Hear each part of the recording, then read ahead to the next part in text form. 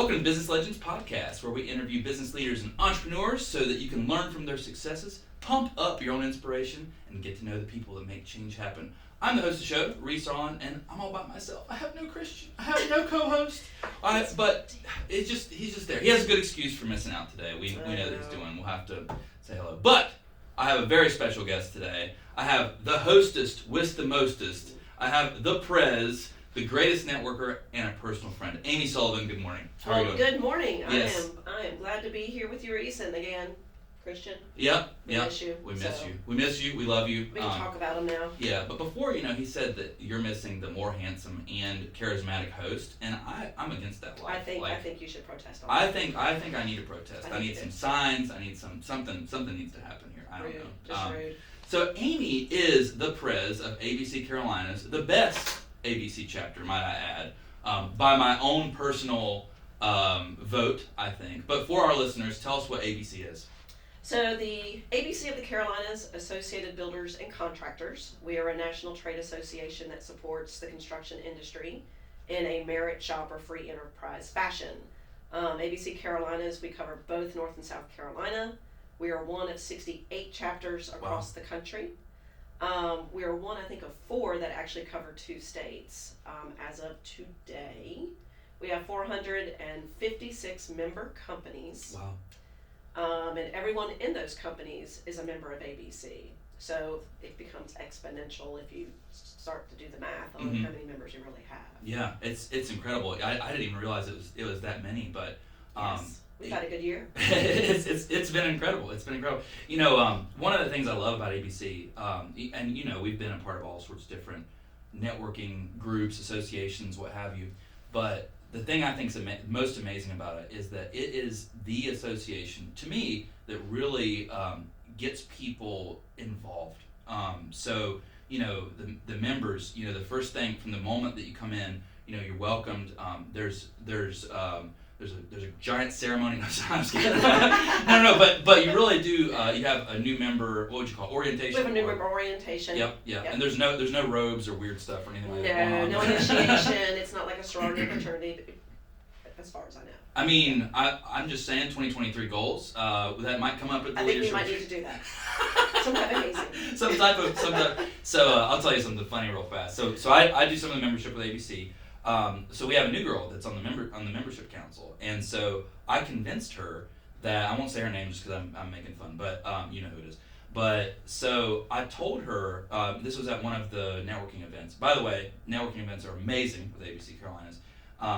I told her that in order to be a part of the membership council, she had to steal some stuff from the special events committee, and so I distracted Mitch, who's the head of the special. Yeah, it was funny, and I was like, you have to get all that stuff over to the table. She's like, I'm in. And so towards the end of the thing, Mitch had brought, and in my defense, like Mitch brought he brought all this cool stuff for this meeting, right? Uh-huh. And so I was like, you have to show out when you're a different part of the organization. So she stole everything and put it all on our table. That is awesome. And it was great. So she's definitely hazing is definitely in now. Yeah. I guess the Charlotte Council, it's going to happen. Yep. It's just the way that things go. So tell our listeners a little bit more about ABC. I don't want to say necessarily what makes you different, but what makes you special and what types of things can you get into that merit shop idea and what that represents?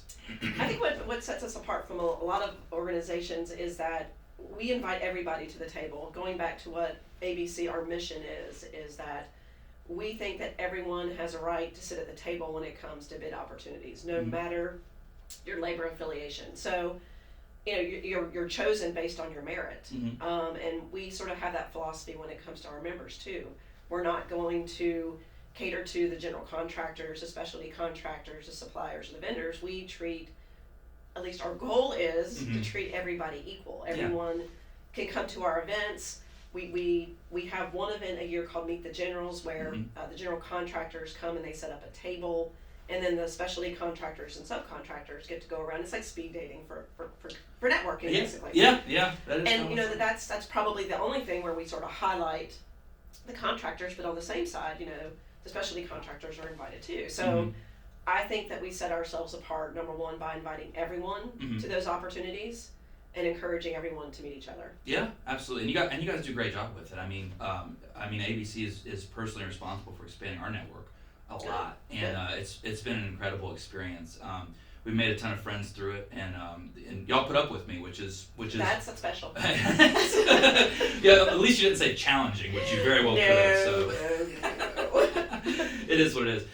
So I want to talk. So on Business Legends, we talk about trends, we talk about technology, innovation, but the big menu item that I like to talk about on the show is culture. And so before the show, we were talking a little bit about a lot of the safety things that are coming up for the new year, whether it's OSHA type things or standards, or basically the way that people are treated within companies. Can you touch on that and what's coming to the future with that? Absolutely. This a lot of this is my opinion, but I also obviously listen to a lot of our members. I think that when you talk about safety, you automatically think about having a hard hat, having your construction yellow, your blaze orange, whatever you want to call it. You think about the steel toe boots. You think about things that are physically. I think that we're starting to see more of a trend of safety being more in technology. Sure. How can technology interact to keep sites safe? With the robotic dogs that are coming in. Yeah, I've seen those. They're so cool. They're so cool. Yep. And I think that we're going to start seeing trends in the technology that'll bring safety to the forefront. I think also something that ABC from a national perspective is really focusing on is the mental health in our industry. I don't know the exact numbers, but construction is the number one industry where unfortunately people do take their lives. Wow. It's terrible. It is. I know at least in this market, to my knowledge, we've lost 2. Wow. To just that. That were members. Within this year, or within 2022, and that's just my knowledge. There could be others. So sure. I know those are the that. reported ones. Oh yeah, yeah. So ABC has partnered with several organizations that are bringing more of a focus to the mental health awareness of life in general, not just our industry, but life in general. How do we keep people physically safe on a job site? How do we actually keep them financially safe? Yeah. Construction is a great industry to get into. It's very lucrative. So how do we teach that next generation how to make yourself financially secure? And then the other part of it is the mental health. How do we keep you mentally well? What and whether I don't know if you're comfortable answering this or if you even have any ideas on the subject, but it does spur the thought. What do you think contributes to that? Because there's certainly, I'd always read that the number one suicide professions are dentists and attorneys. Which is crazy. Yeah. But now that's in 2022 that's shifted towards construction, maybe even before. What factors do you think contribute to that, or do you know? That is a great question, and I honestly don't know. I don't know if it's external factors that play upon those individuals that once they come into the workplace. Construction sites can offer an opportunity for people to. Yeah. I mean that's true too. Dangerous position. I don't know. I don't want to say, and be wrong on it. I honestly don't know. Yeah, I don't know. Maybe we'll get some answers to that eventually with some of the conferences, and I hope we do. I mean, that's a terrible thing. The other thing that I was thinking about is that I know that the military. There's a great organization. It's called 22andMe, I believe is the name of it. But the initiative behind this is that 22 military veterans commit suicide every day, and I know that there's a lot of what would you call basically in the construction industry you hire a lot of vets a lot of times, and I wonder if there's any correlation there, to that. Very well could be. I don't know. I don't know. I definitely hope we get answers to that though, because it's absolutely tough. One thing we were going to do this year is in years past prior to COVID, we had a safety summit, and with COVID we're trying to reinvent that. What does that look like? I mean, it's one thing to come together and talk about all the new technology and the robotics that are making the workplace safe. But the other part of it is we want to bring the financial aspect and the mental health awareness to this program. I think we're going to do it in September. It'll be another safety summit, so we're hoping to bring panelist conversations to the table in September about that. Yeah, I mean, gosh, I hope something becomes of it. Absolutely. But I think the first step has been done to it. And I don't want to stay on this topic too long because it's a morose topic, but I think that it's been identified. Like we know that there's an issue there, And I think it's great that we're taking steps as an industry to work on remediating that horrible thing. Absolutely. What about some of the? So I want to talk about the technology piece. Tell me about these robot dogs. What is going on with this? Like, It's they're delivering fascinating. stuff, or what? I mean, not just delivering stuff, but they can go in, they can measure. What? I mean, they can basically I have come not in. seen this. Oh, it's pretty cool. Oh, that sounds amazing. It's not just the delivery aspect of it, but when the one that I've seen can come into a room and basically do all the measurements of the room. Yeah. And send it back to the appropriate people. Wow. That's one component I've seen. But, if you look at robotics now and the delivery aspect of it, maybe delivering items to areas where a human may not be safe in doing that. Humans have done it before, but now you send Right. a robot in to deliver whatever those goods are to Yeah. that area where a human doesn't have to touch it and stay safe. Wow. That's. I mean, so it's interesting. Yeah, it's kind of scary a little bit. I think maybe Yeah. I watch too much sci-fi shows or something. but I think I don't know. I think it's Lost in amazing. space. Yeah. Or like I was thinking about not I Am Legend. Will Smith was in another movie. I can't remember the name of it, but it was iRobot. iRobot, I think, where where basically the machines were taken over. It's basically like a Terminator type plot or something. But naturally, that's the first thing I think of. Well, I think a lot of it is just to sort of replace the human error part of it. Sure. And I don't mean error as in making a mistake. I mean error as in putting yourself in harm's way. Yeah. Take the robot can do it, and then you as a human are safe. You're back there controlling it from wherever you may be. Yeah, and one of the things that I like about this, because other industries have updated and technological expansion. So one of the things that I happen to know about is that we'll take motor vehicles, for instance. A lot of people were concerned about electric vehicles taking a lot of the jobs of people that work on petroleum-based vehicles, but what's happened is there's now more jobs than ever before You have to support it. You have to support it somehow. Right. So I mean, I think it's pretty cool, the idea of actually, so Christmas was 3 days ago, and my little cousins come over and they have these little dinosaurs, Oh yeah. and I started playing with them or whatever. My mom looks over and she said, "What the hell is wrong with you? Like you're 33 years old and you're playing with these little RC like dinosaurs. It's cool. It's so much fun, And of course, my nature, I end up like wrecking them together and stuff, and so. Well, then there you go. Yeah, See? Yeah. I taught my little cousins some bad habits, but Nothing wrong with that. I only see them once or twice a You year. get to use So. to say go home. Yeah. Create Go have those something bad to do that. habits with your parents. Exactly. But I think that's really neat. Like just the idea behind technology being able. Number one, I mean maybe you get carpal tunnel in your fingers or something. But outside of that, I mean that's the worst that could happen, right, pretty much. You're gonna fall into a hole. Right, or anything. Or something's not gonna land on your head. Right. Things like that. Exactly. I wonder, something that I've thought about a lot is just nature of work type stuff. Because every time I'm passing a big steamroller or a bobcat or a crane or some giant piece of machinery, I was that kid with Tonka trucks that was like, Oh yeah, running them together. oh yeah, I mean, go figure. You know me well enough to know that's who I am. But every time I pass something like that, I'm like, oh, that would be so much fun to do, And I mean, you probably get kind of not sick of it, but you probably get used to it, I guess. But at the same time, I think that the more technology that you can work with, like I think it's more fulfilling, I guess you could say, to like use a robot to deliver something with a controller or something versus like basic old hammer and nails type of work. You know what I mean? I mean, I saw a video on literally, and this is 2 years old, so I'm sure this technology is already out there, but bricklaying 100% by a robot. Oh man! Because it's already they have the technology where they can measure it. They know what type of grout to put in it. Yep. They put it down, and it's probably going pristine up. too. It is. Like there's probably no, like you see behind you these old bricks that have some of that old style. Yeah. Robots ain't gonna do it that way. But no, but that was like I said 3 years ago. Yeah. Wait. I'm gonna call this out now. So that type of technology is going to become creating vintage, and eventually they're gonna have robots that do brickwork like this. That create the vintage look. Because look, everything is vintage right now. Everything is it's robot. trendy. It's cool, man. Yeah. Like the building we're in. Yeah. I like it. I like it here. Cool. So, ABC. So what got you into ABC? By the way, I've never even asked you this, but I've always wondered. So, I did a lot of things before ABC. How I got my start with ABC was as a member. Okay. I worked for an accounting firm who I did business development. I come from the sales world, 100% sales, business development. Yep. And the accounting firm wanted me to join ABC because they worked with developers and contractors and specialty contractors. So great organization. I joined in 2012. Yeah.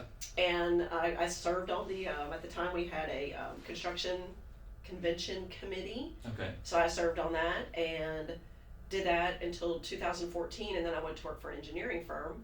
Same situation. I mean, engineering fits right in with construction, so I stayed as a member. And here I am. The rest is history. Sometimes people ask me that, and you know, our company's birth has kind of an interesting story, which I won't share on here. But you know, we it's amazing what progressions occur. You know, and you don't even have any idea where it's going to lead you, and then all of a sudden you wake up one day and you're like, how did that happen? Like it's insane, you know, and it's just the natural order of things, I think, you know. So it's kind of incredible. I mean, I can speak personally to a lot of the wonderful things that you've brought to ABC.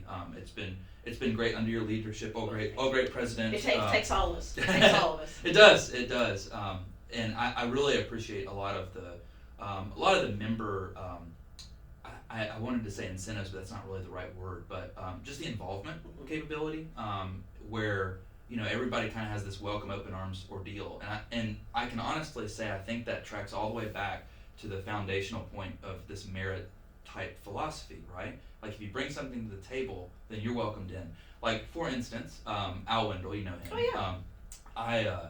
So I give him a hard time, and he gives me a hard time. So I don't mind saying his name on air, but I have no interest in government affairs. It's just not my cup of tea, you know. But we offer so many other different things. Yeah, so many other different and so I'm always like, I don't care what you do. Like, so, you can politicize. Go do that. And so I like to. So I only do this in private conversations, just to give him a hard time. But I always ask him like political stuff, just that nobody would know the answer to, you know. And don't tell him this, but we're not going to tell him. Yeah. God, I hope he sees this episode. But he.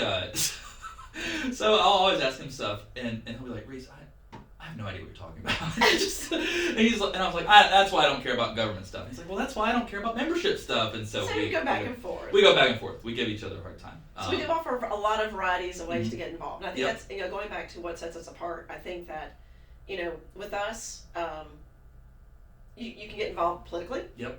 However much you want to, nationally or between the two states. Right. You can get involved with workforce development. We reach out to the communities. We have ongoing programs with Ace Trades Charlotte.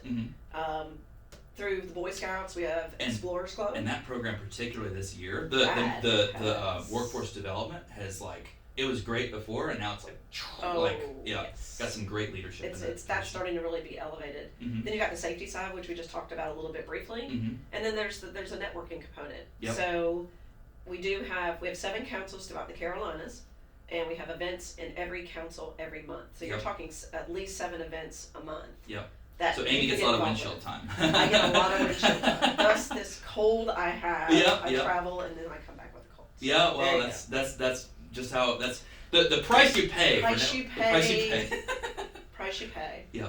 Talk a little bit about the Flex program, because obviously you and I know what that is, but they might not. So, can you touch on what that is, and let's discuss that a little bit. Absolutely. So, you know, we recognize the fact that our industry probably is not the most diverse industry. Sure. If you walk into any room, basically, it's white and male. Yeah, 50-year-old white males, pretty much. Pretty much. Yeah.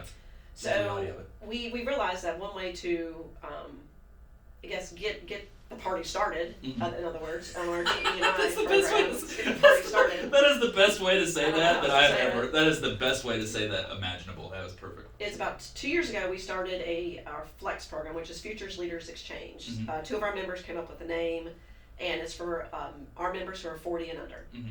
The goal is, it's not necessarily just to get together and drink beer and have a good time and meet each other, but it's more. But that is fun. That is attractive. Yeah.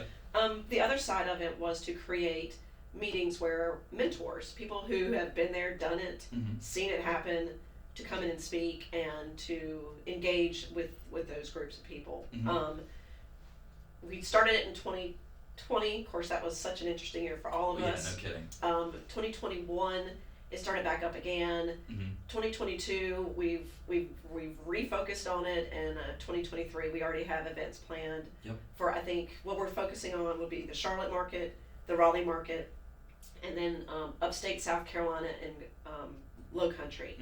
So there are programs already set up where we will have people coming. The first meeting in January, the date is off my mind, go to the website. Right. Is actually about technology. Mm-hmm. Building Point Southeast is going to come in and talk about the technology that is out there now in our industry. Oh man, that's going to be a great meeting. Excuse me. Yep. So we want to bring those types of topics to the forefront, as well as, we'd like to have a developer series. Again, people who've been there, done it, and also start setting up mentors with mentees throughout this year. So that's our goal, is to bring that next generation through ABC, because as we all know, with the people that I do business with now, because I'm old, I've been networking with since I was in my 20s, which was 10 years ago. Right, there you go. So, and we know that's how people do business. Yeah. I have to commend my good friend Andy Abrams with Swinnerton. Yes. Fantastic job. He is he's a rock star in every function of the word. Good friend of mine too. But he's really taken that Flex program, and one of the things that I've discussed with him quite a bit actually is I think that the construction industry as a whole, I think that they could do something as a whole to get people excited about construction. And so some of the speakers and panelists that you guys have chosen, especially going into 2023, I think you're going to do just that. That's our goal. I definitely want to have some conversation about robot dogs, just for the record. Yes, we have to bring the robot dogs in. See, that would be Southeast. They have the robot dog. Yep, that'd be perfect. Someone over there has one. Yep. They have to. We have to get them engaged and just steal one of the robot dogs or something. Absolutely. Like that. I wish that Christian was here, by the way. So before, back in the old days of yore, before we were in business together, his job right before we went into business together, he worked for a drone company, and so he tells me he still loves drones and stuff, and he tells me about all the technological advances that drones have made, and we actually just had a conversation with a roofer yesterday about there's some technology, and sometimes when Christian gets going, he has too much coffee, like, oh, all right, whatever, but it's very exciting. Yes, very excitable individual. But he was explaining how some technologies, how roofers can basically, instead of having to go up on the roof, they can take a drone and take thousands of pictures all of the these aerial things. That they need. They don't even have to get up there anymore. Yep, and they can say, okay, here's your damage here, and here, or whatever, and so let's get this roof done. And that's the future. There's no question in my mind about it is, that. and I think that's what we don't want to just do it for our young professionals. We want to bring that to our entire member body. That's why I think even going into the safety summit, even though it's about safety, I think that plays into it. Instead of having someone climb up on the roof, you have the drone do it.